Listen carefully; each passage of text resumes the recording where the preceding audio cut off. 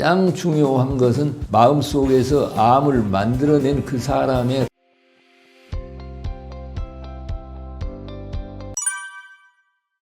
지금 이제 자연치유의학이나 통합학, 특히 심신학, 마음과 영성을 통해서 육체병을 치유한다고 하는 이제 이러한 의학은 히포크라테스 때부터 쭉 있어 왔고, 그 동양의학의 황제 내경이나 의학의 역사가 가장 오래된 인도의 아유르베다 의학은 정말 영성과 마음의 치유가 절대적으로 영향을 미치는 의학인데, 이러한 의학은 역사의 뿌리도 깊고 최근 20세기 중후반부터 21세기에 걸쳐서 많은 연구를 통해서 과학적인 근거가 다 입증되어 있습니다.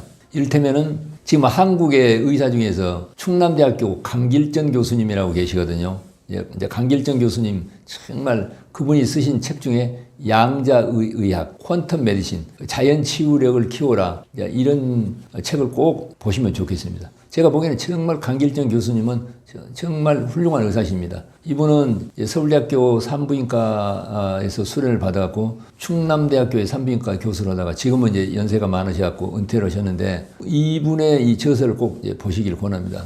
이분이 왜 자연치유의학과 그 영성의학을 연구하게 됐냐면, 그 강길정 교수님이요, 이제 한국의 불림, 난임, 요즘 그 시험관 악이 있잖아요. 그것을 도입해서 정말 연구한 그 이쪽의 이제 개척자 중에 한 분입니다. 근데 이분이 가임 여성에게 이제 검사를 다 해도 임신이 안 될 이유가 전혀 없는데 임신이 안 되는 분들이 있어요.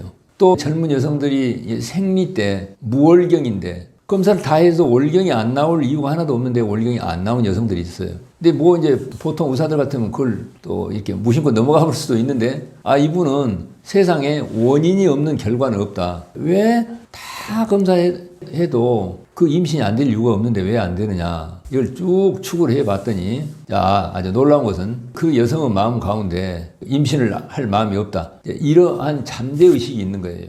부부간의 갈등이라든가 시부모와의 갈등이라든가 이런 것들이 원인이 되는 거예요. 검사를 다 해도 정상인데 무월경인 여성들은 정말 이 생리가 싫다, 월경 좀 없었으면 좋겠다고 하는 그런 마음이 있는 거예요. 이렇게 우리의 마음이 육체에 영향을 미친다는 것은 너무나 분명한 사실 아닙니까? 우리가 슬프면 눈에서 눈물이 나오고 기쁘면 웃음이 나오고 화가 나면 어때요? 얼굴이 벌개지고 실제로 혈압이 높고 마음에 늘 두려움이 있으면 막 손도 떨리고 잠도 오지 않고. 그러니까 우리의 마음의 상태가 우리 육체의 생리나 병리에 절대적 의의고 직접적으로 영향을 미친다는 사실에 근거해서 예로부터 마음과 영성을 변화시켜서 병을 치유하고자 하는 의학적인 연구를 많이 했습니다.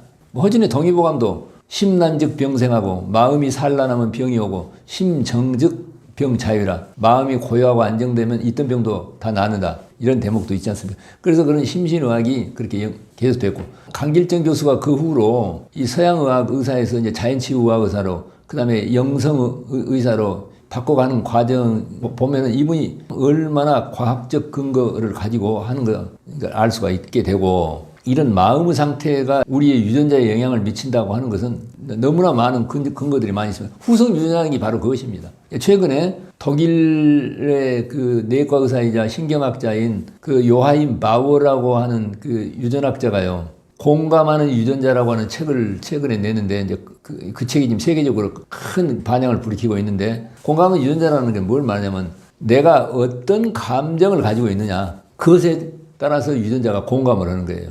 그러니까 아프리카 코끼리가 내가 이 상아가 있으면은 총에 맞아 죽을지 모른다. 그러니까 상아가 없으면 좋겠다고 하는 그런 감정과 생각을 가지고 있으니까 상아를 재생시키는 유전자가 꺼져갖고 상아가 안 생기는 코끼리들이 많이 있잖아요. 아프리카의 슬픈 코끼리의 유전자다. 이런 이야기가 의학 용어로 있습니다. 후성 유전학에.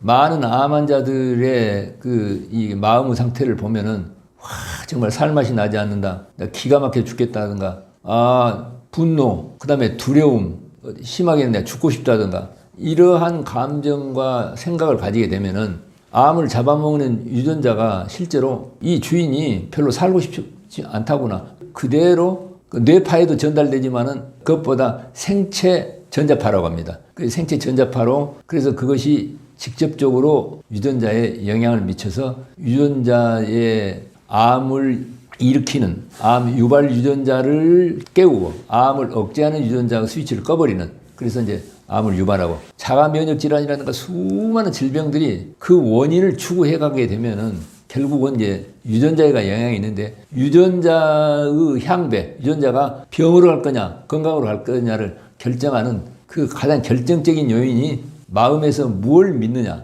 이걸 연구해서 세계적으로 큰 반향을 일으키는 학자가 브루스 립튼이라고 하는 스탠포드 대학의 세포 생물학자인데요. 그분의 그 저서 중에 The Biology of Belief, 신념의 생물학이라고 하는 걸, 내가 어떤 마음을 먹느냐, 그리고 내가 어떤 환경에서 무엇을 먹고 어떻게 사느냐, 이 두 가지가 마음과 내가 생활하는 습관이 내 건강과 운명을 변화시킨다. 이게 이제 브루스 립튼의 신념의 생물학입니다. 이 책이 나온 후로 생물학계에 그라운드 브레이킹 뉴스다. 아주 경천 동지할 만한 그런 새로운 생물학이다. 그래서 이런 책들이 아주 21세기에 들어가고 많이 나와 있기 때문에 자연치유의학이라든가 심신의학, 영성의학, 이것에 대한 과학적 근거들이 아주 많이 있습니다. 그래서 관심이 있는 분들은 너무나 많은 이런 문헌도 있고 논문도 있고 책도 있고 또 유튜브에도 또 소개된 것도 많이 있기 때문에 그런 쪽을 참고하시면 좋겠습니다. 이제 많은 의학의 그 치료법들이 있잖아요. 우리가 이제 산 정상에 올라가는 등산로가 여러 개가 있지 않습니까?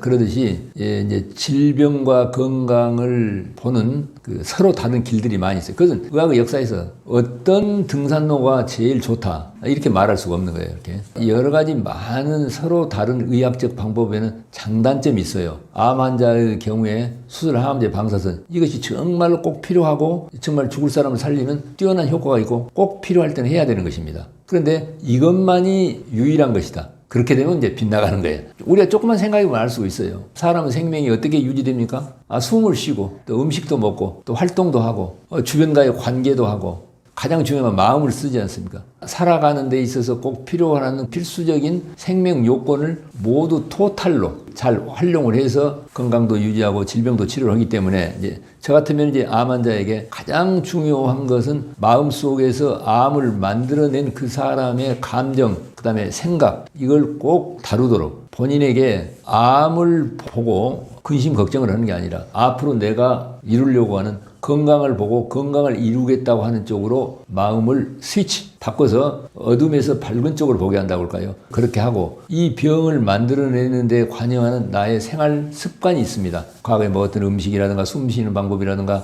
또는 주변과의 갈등이 너무 많다거나 이런 문제들을 해결하게 하고, 그리고 꼭 필요에 따라서 수술과 항암제나 방사선을 해야 되는 경우, 이런 경우를 잘 살펴서 다양한 여러 치료법들의 장점을 유연하게 어느 걸 우선순위로 할 것인가, 이런 걸 잘 살펴가지고 토탈 케어, 그 다음에 전인 치유, 이제 이렇게 이야기를 합니다.